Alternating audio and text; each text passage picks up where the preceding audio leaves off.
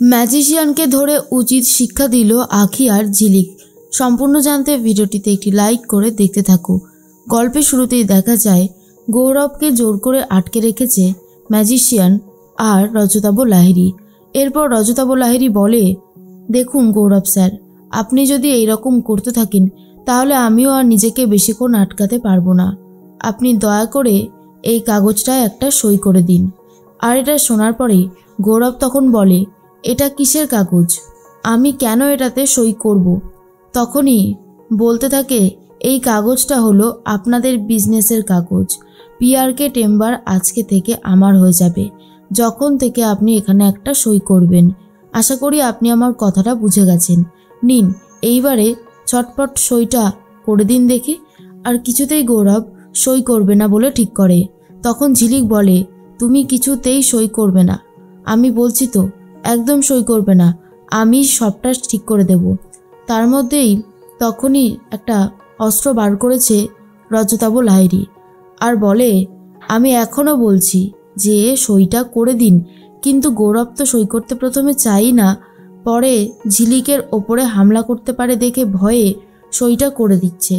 ঠিক সেই মুহূর্তেই চলে এসেছে পুলিশ অফিসার, অর্থাৎ আঁখি বুড়ো বটতলায় নিয়ে চলে এসেছে অফিসারদের। অফিসার এসেই রজতাভ লাহিড়ীকে বলে, বেশ তো ওকালতি করে খাচ্ছিলেন, কি দরকার পড়লো এই সমস্ত অন্যায় কাজ করার? এবারে চলুন, আপনাকে থানায় নিয়ে যাওয়া হবে। আর এই যে ম্যাজিশিয়ান, আপনি এই মুখোশ পরে নিজের বিপদ নিজেই ডেকে এনেছেন। সবথেকে বড় কথা কি জানেন? একটা কথা জেনে রাখবেন যে আপনি এই যে মুখোশটা পরেছিলেন, আর এই মুখোশই আপনাকে চিনিয়ে দিয়েছে আমাদের কাছে। আমরা বারবার খুঁজছিলাম, প্রায় শহরে যেখানে ম্যাজিক শো হতো তারা যারা দর্শক ছিলেন তাদেরই পকেটমারি হতো, ফোন চুরি হয়ে যেত, আমাদের থানায় এসে অবজেকশন করতো, কিন্তু আমরা চাইলেও আপনাদের কাছে পৌঁছতে পারছিলাম না। আর আপনি এমন সুন্দর একটা কলকাঠি নেড়ে দিয়েছেন যে আমরা আপনার কাছে পৌঁছে গেছি। এবার চলুন, বাকি জীবনটা জেলেই কাটাতে হবে। এরপর যেই গয়নাগুলো ছিল সেই গয়নাগুলো পুলিশ উদ্ধার করে আর তারপরেই নিয়ে যাচ্ছে ম্যাজিশিয়ানকে। আর অন্যদিকে দেখা যায় রজতাভ লাহিড়ীকে। আঁখি তখন বলে, নিয়ে যান অফিসার, এমন উচিত শিক্ষা দেবেন যেন আর কোনো মানুষের ক্ষতি করতে না পারে। মাঝে মধ্যে আঁখির সব কিছু মনে পড়লেও এখনও বুঝতে পারছে না ঝিলিক তার কে হয়। ঝিলিক বলে, ভাগ্যিস আঁখি, তুই সবটা আমাদেরকে বলেছিলিস, না হলে তো আমরা কিছুই বুঝতে পারতাম না। আঁখি বলে, আমি আর কি বললাম তোমাকে? আর তুমি কে? ঝিলিক তখন বলে, তুই আমাকেও চিনতে পারছিস না? আমি আর তুই, আমরা তো দুই শালিক। কিন্তু আঁখি চিনতে পারে না। এরপর ঝিলিক আঁখিকে জড়িয়ে ধরে সব কথা বলে আর মনে করানোর চেষ্টা করে। তখনই আঁখির চোখের সামনে সব কিছু জ্বলজ্বল করছে স্পষ্ট। আঁখি বুঝতে পেরে যায় ঝিলিক তার কে হয়। গৌরব তখন বলে, ব্যাস হয়ে গেল, এবারে আমরা বাড়ির দিকে রওনা দিই। অন্যদিকে এই খবরটা পুরোপুরি সব নিউজ চ্যানেলেই দেখাতে থাকে। অনিমেষ আর রেবতী এই খবরটা শুনতে থাকে।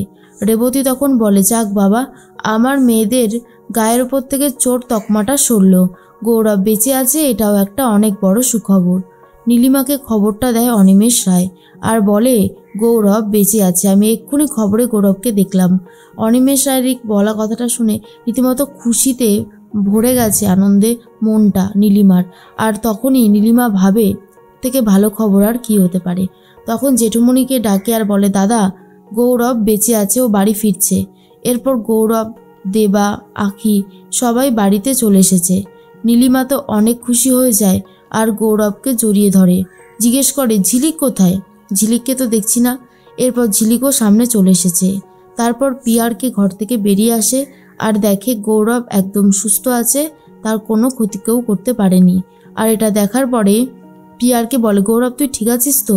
তোর কোনো ক্ষতি করেনি তো ওরা? গৌরব বাবার এই মানসিকতা দেখে বুঝতে পারে যে পিয়ারকে আর আগের মতো নেই, কিছুটা হলেও বদল হয়েছে। এরপরেই জেঠু বলে, গৌরব ফিরে এসেছে, ঝিলিক ফিরে এসেছে, এবার বাড়িতে একটা জমজমাট অনুষ্ঠান করতে হবে। পিয়ারকে বলে, ঠিক বলেছো দাদা, আমি আজকে থেকে আর খারাপ হব না, আমি এবার ভালোদের দলে। রাইমা আর পলি এসব শোনার পর বুঝতে পারে হয়ে গেল তাদের জীবনের সমস্ত আশা বেকার। কারণ এরপর তো গৌরব আর দেবাই সব কিছু পাবে, কিছুই পাবে না রাইমা আর পলি। তাই নিয়ে মন খারাপ করতে থাকে, কিন্তু বাড়ির সবাই অনেক খুশি হয়ে গেছে।